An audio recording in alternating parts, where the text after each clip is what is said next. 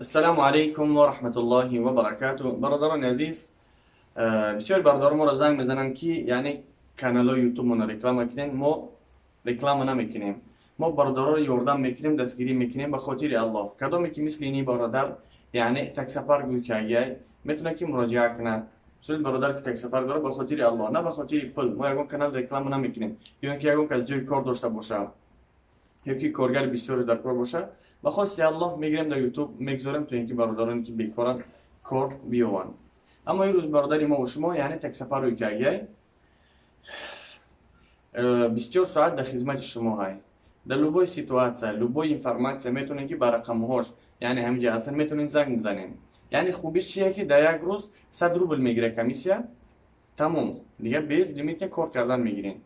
و انشاءالله کدومت که برادرایی که میخوان تاکسی کار کنن، برادراتون هم میارن میگن که برادری ما پات کلچه کنه، پلوسی با برای شما بونوس داده میشه برای هوای. انشاءالله برادری خودمونه چیم در برادرانی کار میکنین، پلاتون کیداد میکنن، کمیسه زیاد میگیرن یا اینکه پلاتون زیاد میگیرن، چیم این مثال برادر مسلمان خودمون الحمدلله 5 وقت نماز میخونن.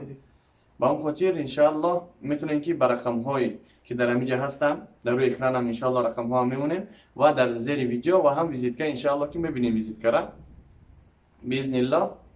یعنی در خدمت ما و شما هستیم. همیشه دعاگو باشین و یعنی چیز اینفرماسیا که بخوایم فهمین در زیر ویدیو یعنی یوتیوب کانالش هسته، میدونین اونجا با میبینین. و انشاءالله که لوگوی وریمه یگان نفهمی شوه یعنی کلین یا ما بودو پل نده یا که یگان پرابلم شد، میتونین که بر رقم ها زنگ بزنید. در خدمت ما و شما هستیم باذن الله. که و یعنی نگفتنمونه کدامی که پروای توجیکی دارین میتونین که یگان یور رفیقای خودتان پرواشون بگیرین و برای برادر در واتساپ روی کنین، میگیره پس کوچتون میکنن.